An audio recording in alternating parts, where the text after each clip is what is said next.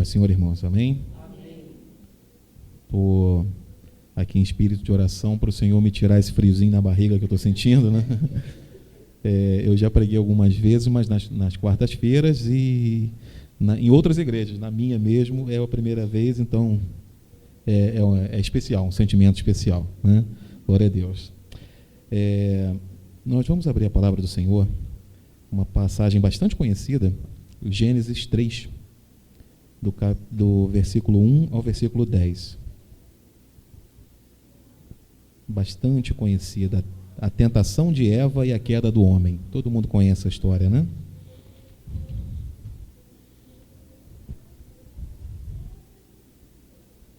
A minha intenção é fazer um paralelo desse episódio trágico, né? Até que se reflete até nossas vidas de hoje, nos nossos dias de hoje, com aquilo que significa um amadurecimento nosso, amadurecimento como pessoas, né?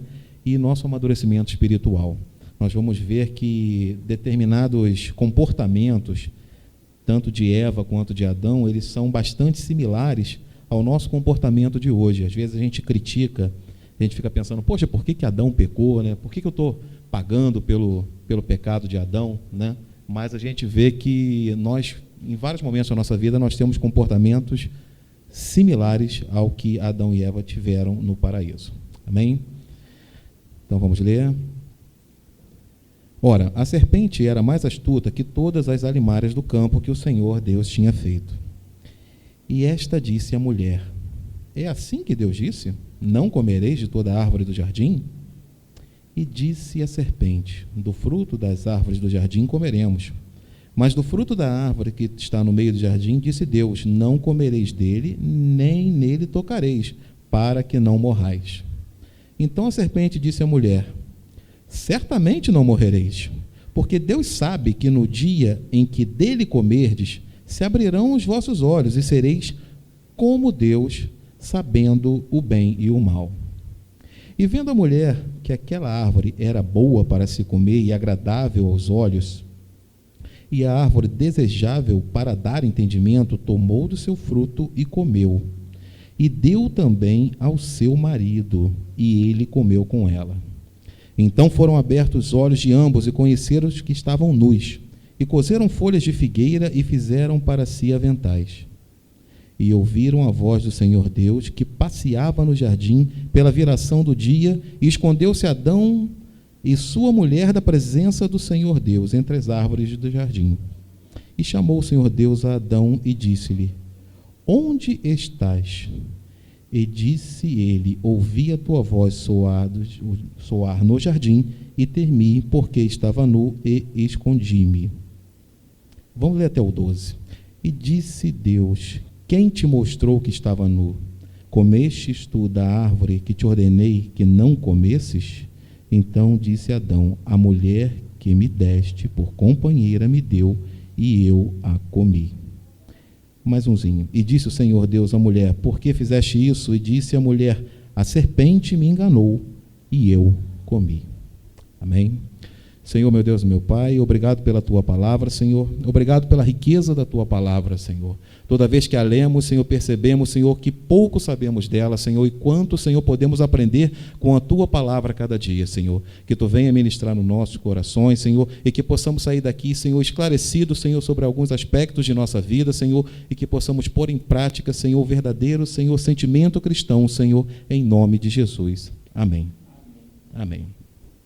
Meus irmãos, comentar essa passagem especificamente sobre a queda do homem é um assunto à parte. A gente não vai fazer esse assunto no dia de hoje. Existem vários comentários que podem ser feitos, que podem ser questionados sobre esse episódio, né? A minha proposta é fazer uma comparação sobre alguns aspectos que relacionam essa passagem com a nossa vida. Bom, primeiro, no Éden, Deus, ele tratava diretamente com o homem, né? Deus, ele ia todo dia falar com o homem, todo dia ele vinha conversar com o homem à tarde. Era uma dependência íntegra que o homem tinha de Deus. Ele precisava de qualquer coisa, ele falava diretamente com Deus, face a face. Isso é um privilégio, né? E essa harmonia que eles tinham era uma coisa que fazia com que Deus se tornou amigo deles, né? Eles tinham um diálogo diário, né? É uma similaridade que nós temos com nossos pais, é a nossa infância, né? Na infância, eu posso falar isso com bastante propriedade, porque eu tenho filhos pequenos, qualquer coisinha que se precise, o filho se dirige ao pai: preciso de ir no banheiro, me leva papai; preciso de beber água, papai pega para mim; papai, preciso tomar banho, me leva para tomar banho. É uma necessidade, porque o filho tem uma intimidade tão grande com o pai que ele mostra toda a sua fraqueza, ele se comunica com o pai em todos os seus anseios. Só que o filho cresce. E à medida que o filho cresce, ele começa a argumentar.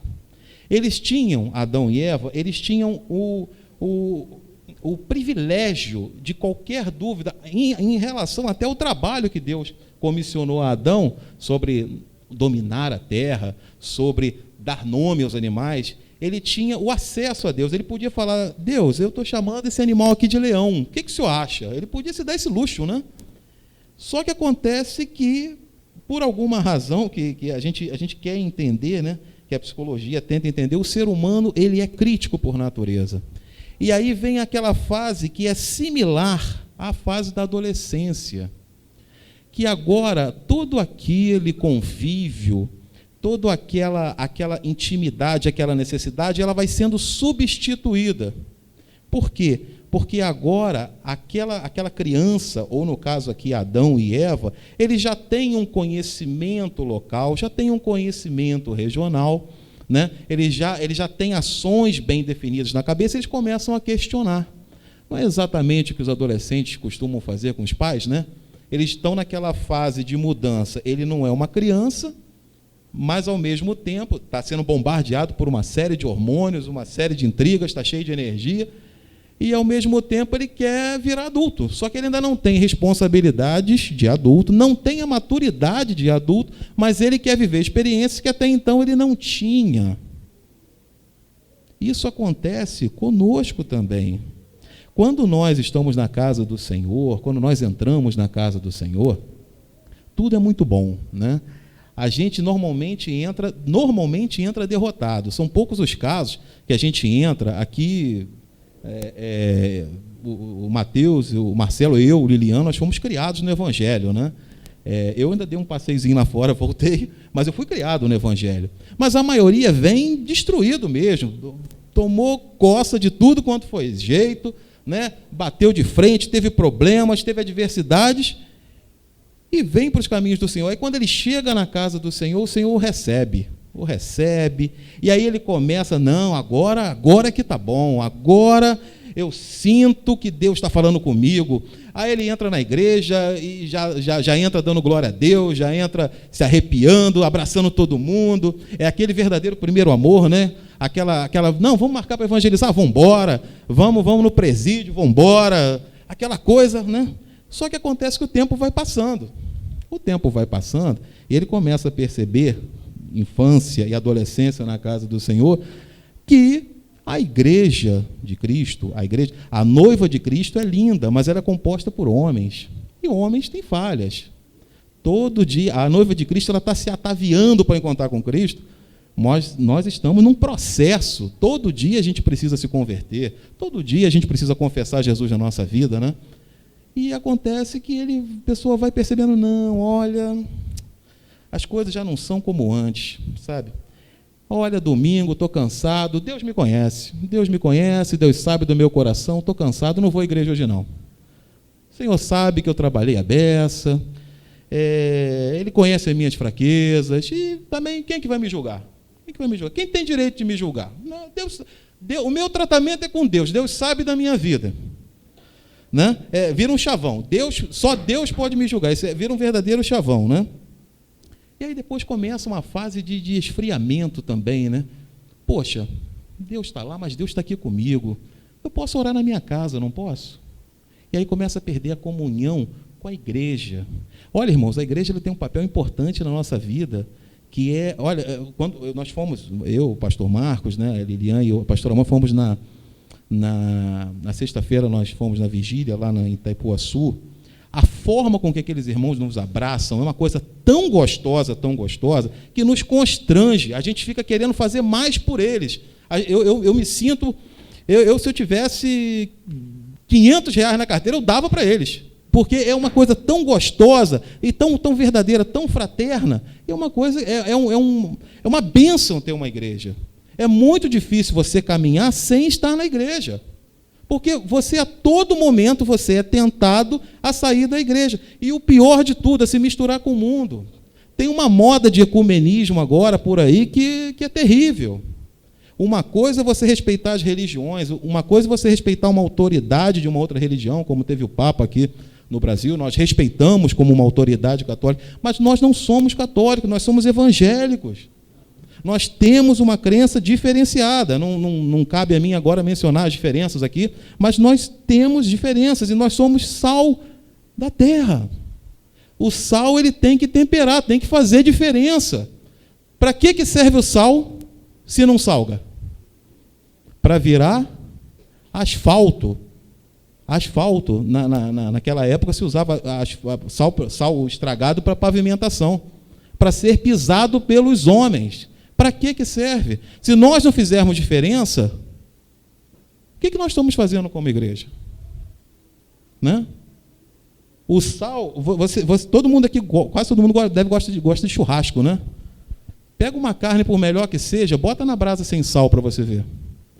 O principal item de um churrasco é sal grosso? Não, o principal item é a carne. Mas deixa de botar o sal só para você ver se alguém consegue comer a carne. É essa influência que nós, como igreja, temos que ter neste mundo. Amém? Bom, aí nós já passamos pela adolescência. Na adolescência, vamos para a juventude. Na juventude, é exatamente quando Deus fala para Adão assim, olha, dessa daqui você não pode comer. Essa aqui você não pode comer. Você pode comer o que você quiser. Está tudo aqui à sua disposição, mas essa não. O que ele está dizendo não é que essa maçã é amaldiçoada. Vamos botar maçã, não é maçã, é um fruto, né? A gente não sabe qual é, é a força do hábito de pensar em maçã. Esse fruto não. O que ele está querendo? Ele está querendo simplesmente que você me obedeça. Só isso, me obedeça. Faça a minha vontade e me obedeça. É só isso que ele está te pedindo. E aí vem a serpente e entra na jogada. A serpente, irmãos, o diabo, ele não se apresenta para nós com chifre, tridente e rabo. Ele se apresenta na sua vaidade. Então, ele vai se apresentar para você, se você é questionador, ele vai te colocar uma dúvida maravilhosa na cabeça. Ele vai colocar você na frente de um amigo que é agnóstico, que é um filósofo, que é um camarada que já leu todos os livros de outras religiões, que eu estou tentando evitar aqui de falar, né? De outras religiões, para você ter confusão na sua mente, para você esfriar na tua fé. E aí, como nós já estamos naquela fase da juventude, que nós não estamos totalmente preparados para o mundo, mas, em compensação, já temos a responsabilidade, que com 18 anos, ninguém tem maturidade. Eu tive 18 anos. O que eu fazia de bobagem com 18 anos, e era ciente do que eu fazia, mas fazia um monte de bobagem. Mas tinha responsabilidade. Eu sabia que eu arcava com os meus atos. Eu pegava carro e corria lá no Barro Vermelho, dava uns cavalinhos de pau, fazia um monte de coisa. Eu sabia, eu estava ciente do que estava fazendo. Só que você não tem maturidade. E é exatamente nessa fase que o diabo gosta de atuar. Você vê que as drogas, é muito difícil, é muito pouco comum as drogas serem vendidas para pessoas mais adultas, mais maduras, né? Só quando já é um dependente, uma pessoa que já vem com histórico, né? Porque normalmente é na fase da transição, é na fase da angústia que a pessoa experimenta essas porcarias, que não levam a nada, e todo mundo sabe que não leva a nada. O drogado que começa a usar droga, ele sabe, só que ele está numa fase tão grande, de tanta intensidade, que ele quer experimentar tudo porque ele se sente capaz de resistir a qualquer coisa. E olha, o que tem gente que gosta de brincar com o pecado é uma festa, né? Eu vou fumar um cigarrinho, mas deixa comigo, eu eu sei, eu seguro a onda, né? Eu seguro a onda, não seguro a onda. Não vou me viciar, não. Né? Aí daqui a pouco, eu fumo há 20 anos e nunca me viciei, né? Daqui a pouco tá nessa história, né? E aí, meus irmãos, na nossa analogia aqui para a casa de Deus, a gente começa a questionar. E questionar é uma coisa terrível. Questionar. O pior de tudo é a rebelião. Rebelião é terrível, eu não vou nem falar nisso. Isso aí é rebelião, é a identificação maior que você tem com o diabo, porque o maior pecado que ele cometeu foi a rebelião. Mas o pior de tudo é você começar a criticar. Primeiro começa a criticar os membros. Fulano não deveria estar ali, e fulano gosta muito de aparecer, né? Esse objeto aqui, eu conheço igrejas que já acabaram desse objeto. Porque tem um povo que gosta de um microfone, que se não pegar no microfone no culto, não se sente prestigiado. Diz que o pastor está perseguindo, né? Diz que aí começa a dizer que o pastor está frio. Não, o pastor está frio, porque se ele não viu que eu estava preparado para dar uma palavra, que eu estava preparado para louvar, e não me deu oportunidade, e esse pastor... E aí, coitado do pastor, o pastor já tem que cuidar de ovelha. Eu falei isso para o pastor esses dias. Gente, como é difícil. Olha, eu nunca vi um pastor para cuidar tanto de ovelha igual o pastor Marcos. Olha, esse homem não é fácil. Eu já até repensei as minhas vontades. Já quis muito ser pastor. Atualmente eu tenho pensado muito, porque tem que ter paciência com ovelha. Tem que ter paciência. Glória a Deus pela sua vida, pastor. Amém? E outras coisas também. O que antes você relevava, você começa agora a dizer que não está bom. E muitas das vezes começa a sair da igreja por causa de bobagem. Irmãos, para você sair de uma igreja, tem que ter uma heresia muito grande. Tem que ser uma coisa assim, não tem que ser um absurdo, mas heresia é aquela coisa que contradiz a palavra de Deus, mas totalmente. O pastor pegar aqui e botar uma imagem aqui. Isso seria um bom motivo para você falar, pastor, não gostaria de continuar aqui. Agora, fora disso, igreja, noiva de Cristo, toda ela tem problemas. Eu conheço várias igrejas, tenho amigos, os meus melhores amigos são pastores, e por alguma razão, todos eles me confessionam um monte de coisas, e eu acabo, não sei nem porquê, dando conselhos, né? Porque todas as igrejas têm problemas, mas todos nós somos a noiva de Cristo. Estamos sendo ataviadas, estamos sendo preparadas para encontrar o nosso Senhor Jesus. Essa é a nossa esperança. O nosso objetivo na casa do Senhor não é passar o tempo. Não devemos vir para cá de qualquer jeito, vir para cá para satisfazer o ego de alguém, ou então para ficar bem com ninguém. Você está aqui porque você faz parte do reino de Deus. Tenha consciência disso. Amém? E aí vem a fase adulta. A fase adulta é uma fase que ela pode te trazer muitas lições, mas também muitos desgostos. Porque primeiro que você já assumiu as suas responsabilidades, né? Na casa do Senhor, você tomou uma iniciativa errada, brigou com um irmãozinho, ou falou mal de quem não devia, muitas das vezes sem motivo, e aí você toma uma iniciativa errada, procura um outro canto, e começa a refletir. Muita gente, irmãos,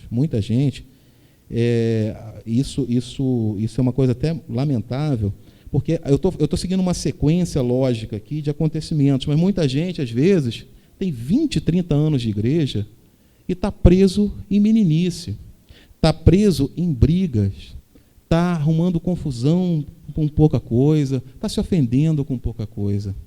E é triste porque Cristo nos dá tantas opções, Cristo nos dá tanta possibilidade. Você tem o direito de falar diretamente com teu Pai.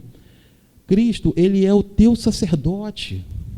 Você poder chegar a Deus, falar diretamente com Ele é um privilégio. É um privilégio. Poxa, você tem a palavra de Deus. A Bíblia é um livro que cada vez que você lê, você começa, cada dia mais você tem novas informações. Eu tive ontem num evento com um rabino messiânico durante 8 horas. Olha, eu ouvi cada coisa, sabe? Nada contradizendo, não. Mas toda vez que você bebe dessa água, você quer beber mais. Porque o Senhor, Ele tem tanta coisa boa para nos dar, tanta coisa boa na sua casa, essa comunhão que nós temos uma família, poxa, eu e a Liliana, nós moramos aqui, sozinhos, imagina se a gente não tivesse vocês, que chato seria, né? A gente poder se preocupar com nossos irmãos, poder ligar para o irmão, ora por mim, eu estou precisando de oração, eu preciso que você me ajude em oração, isso é um privilégio, ter a casa do Senhor é um privilégio. Irmãos, a queda do homem, aqui, eu queria ressaltar dois, eu até ia ler até o versículo 10, mas eu resolvi ler até o 13, porque fica uma briga entre Adão, Deus e a mulher, né? Adão querendo dizer o seguinte, olha só, olha, a mulher que tu me destes é que me deu. Além de tudo, ele não assume responsabilidade, porque ele podia muito bem dizer, não, você comeu, eu não como. Né? É mais uma coisa que a gente tem que observar, né? Vocês já viram que a maioria dos casos o erro é sempre do vizinho, né? O erro é sempre, olha, fiz tudo certinho, mas a pessoa não entende. Você fez tudo certinho em que perspectiva? Na sua perspectiva? Você perguntou àquela pessoa se efetivamente o que você estava fazendo estava lhe agradando? Né?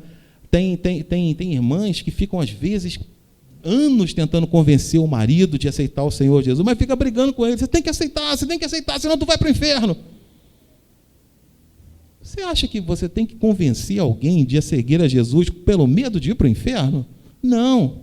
Você tem que convencer porque Deus é bom, porque Jesus é bom, porque Ele morreu na cruz por ti, porque Ele vai mudar a tua vida, Ele vai mudar a tua história. Não é porque você vai para o inferno, não. O inferno é consequência se você não aceitá-lo, mas se você aceitar, você vai ter dias de gozo, Ele vai te abençoar, Ele vai tratar tuas feridas, Ele vai curar a tua alma, Ele vai falar com você, Ele vai te dar um novo renovo, Ele vai te dar uma nova perspectiva de vida.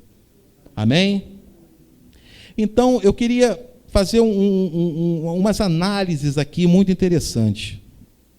Romanos 5,19 diz, porque pela desobediência de um só homem, muitos foram feitos pecadores. Assim, pela obediência de muitos serão feitos justos. Ou seja, o Adão pecou, e nós, entre aspas, estamos sofrendo a consequência dele até hoje, mas por Cristo, nós estamos aqui e temos direito à salvação novamente, amém? Olha, Adão ele não teve infância, isso até eu lembro que o Mori Cerulo comentou, né? Adão não teve infância, Adão não passou por fase nenhuma na vida, ele já nasceu grande, né? Mas Cristo não, Cristo ele cresceu na graça e no conhecimento, como diz na palavra, ele sabia se portar como um adolescente, ele com 12 anos, ele palestrava com doutores, ele palestrava com saduceus num templo. Isso não é para qualquer um, é você estar muito consciente do que você é e do que você quer. Ele assumiu a sua responsabilidade como salvador da humanidade, ele teve medo, ele esteve no Getsemane, ele teve medo, ele falou, Pai, afasta de mim esse cálice, mas, todavia, seja feita a sua vontade. Então, medo, temor, medo dos riscos, todos nós temos, mas temos que sempre obedecer ao nosso Senhor. Amém? E eu queria fechar dizendo o seguinte, nós podemos ter 30, eu tenho 36 anos, podemos ter 40, podemos ter 50 anos e estar passando por qualquer uma dessas fases. Você pode estar nesse momento questionando Deus, fazendo pirraça com Deus porque Ele não te atendeu, não deu a bênção que você queria, ou então você determinou, Senhor, eu quero que o meu filho entre na casa do Senhor esse ano. Aí ele não entrou. Não, Senhor, então tu não falaste comigo, tu não me ama. Isso é um pouco de pirraça. Vocês, aqui, eu estou falando só para servos de Deus aqui, né, todos aqui são servos de Deus. Você tem uma ferramenta muito importante, que é o teu joelho. Se Deus não está falando com você atualmente, por qualquer razão, se você, de alguma forma, está se sentindo pressionado pelo mundo, se de alguma forma as coisas estão te afligindo e você pensa que Deus não está te ouvindo, você sabe que está, mas está incerto, é porque Deus sabe que você já é maduro o suficiente para buscá-lo. Então não perca a oportunidade de buscá-lo, não perca a oportunidade de dobrar o seu joelho, de confessar para Ele os teus pecados, de confessar a tua angústia, porque a palavra do Senhor diz que um coração contrito o Senhor não despreza. Tudo que você fala no seu oculto, tudo que você fala no seu quarto, a sua oração chega ao trono de glória e você vai ser atendido na hora certa, em nome de Jesus. E como nós não sabemos em que momento, às vezes, nós estamos na vida, às vezes, por mais maduros que sejamos, às vezes nós regredimos em alguns aspectos e às vezes nos arrependemos, eu queria deixar algumas recomendações a cada um aqui. Que você seja como uma criança, como diz em Mateus 19:14, porque deles pertence ao reino do céu, mas criança na capacidade de pedir perdão. Capacidade de pedir perdão. Às vezes eu vejo meus filhos brigando, e eles brigam, um bate no outro, um grita com o outro, mas 5 minutos depois eles estão se abraçando e estão se beijando. Então que você tenha a hombridade de falar para o teu Deus: Senhor, eu pequei, Senhor, eu sou falho, Senhor, eu não estou conseguindo avançar na minha vida espiritual, Senhor, eu tenho dúvidas, eu tenho aflições, eu tenho carências, mas eu preciso de Ti. Amém? Que você seja um pouco adolescente também. Romanos 12:2 diz que não sede conformados com este mundo, mas sede transformados pela renovação do vosso entendimento, para que experimenteis qual seja a boa obra, agradável e perfeita vontade de Deus. Desculpa, eu falei, Romanos 12:2, né? Isso. Que você possa renovar o seu entendimento. Aproveita essa energia que você tem, essa aflição que você está sentindo, aproveita, canaliza isso como uma bênção na sua vida. Busque ao Senhor, leia a palavra, peça conselhos, procure pessoas boas para te aconselhar. Não tenta se aconselhar pelo Facebook, não, que é a maior furada, porque você vai ouvir todo tipo de bobagem do mundo, tá? Procura o seu pastor, procura uma pessoa com mais experiência, ore ao Senhor que Ele fala contigo. Como jovem, com sentimento jovem, eu vou ler o versículo de 2 Pedro 3, versículo 18, a parte A. Crescei na graça e no conhecimento do nosso Senhor e Salvador. E se você já está firme no Senhor, se você tem a segurança de que o Senhor vai te atender na hora certa, se você sabe que, embora você possa estar passando por alguma tribulação, o Senhor vai falar contigo, eu vou deixar o versículo, Salmo 40, versículo 1. Esperei com paciência no Senhor, Ele se inclinou para mim e ouviu o meu clamor. Amém? Então, eu quero agradecer a Deus por essa oportunidade, agradecer a Deus que meu frio na barriga passou já há um bom tempo, e dizer que nós precisamos, a salvação, ela se iniciou no dia que você aceitou Jesus, mas ela é um processo. Continue, persevere, porque aquele que perseverar até o fim será salvo. Amém? Então vamos ficar de pé, eu vou fazer uma oração e passar para o pastor.